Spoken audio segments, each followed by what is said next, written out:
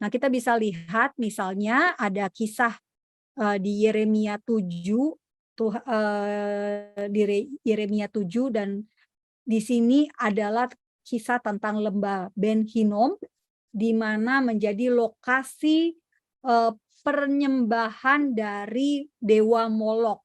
Di sini mereka akan mempersembahkan bayi, mempersembahkan anak untuk dewa Molok, dan itulah kenapa lembah Ben Hinnom ini kemudian disebut sebagai Gehenna atau disebut sebagai tempat untuk neraka, biasanya disimbolkan atau dilambangkan sebagai neraka karena di sini akhirnya dijadikan sebagai tempat pembunuhan.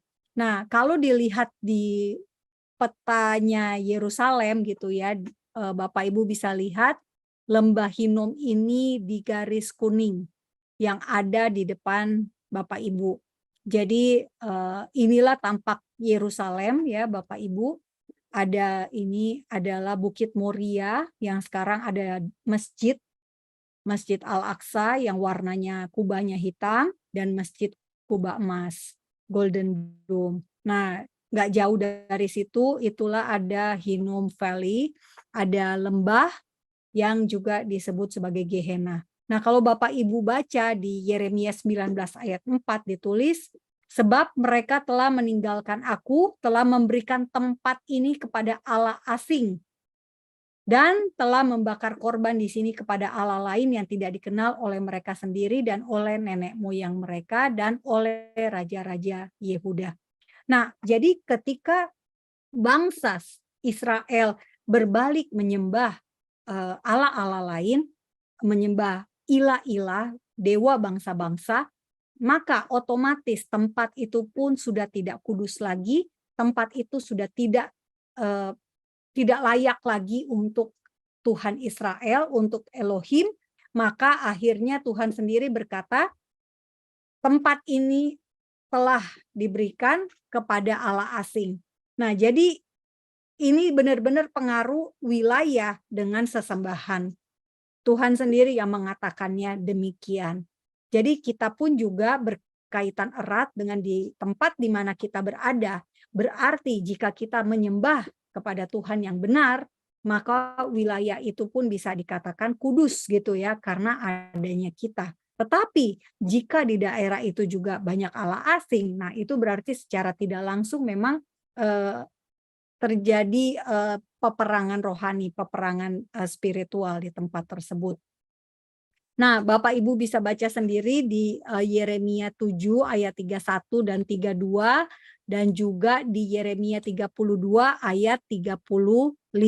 Ini semuanya berkaitan dengan kejahatan bangsa Israel menyembah dewa Molok dan mempersembahkan anak.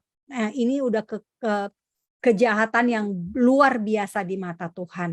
Nah, ngomong-ngomong, kalau misalnya Bapak Ibu bertanya, loh tapi di masa sekarang kan tidak ada lagi ya persembahan anak.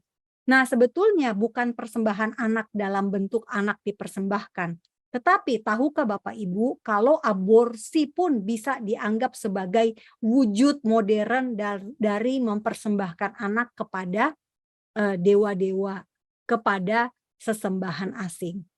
Gitu. Jadi para ibu, anak-anak muda, gadis-gadis remaja, aborsi itu tidak boleh ya dalam kekristenan.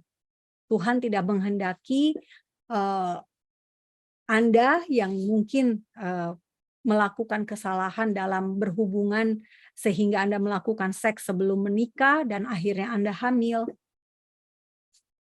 Kehamilan itu tidak suka harus diteruskan, dan karena apa? Karena kalau enggak itu sama aja sudah melakukan pembunuhan. Nah, akhirnya lembah Ben Hinnom itu dikatakan sebagai lembah pembunuhan. Nah, jadi Tuhan tidak berkenan dengan aborsi, Tuhan tidak berkenan dengan mempersembahkan anak.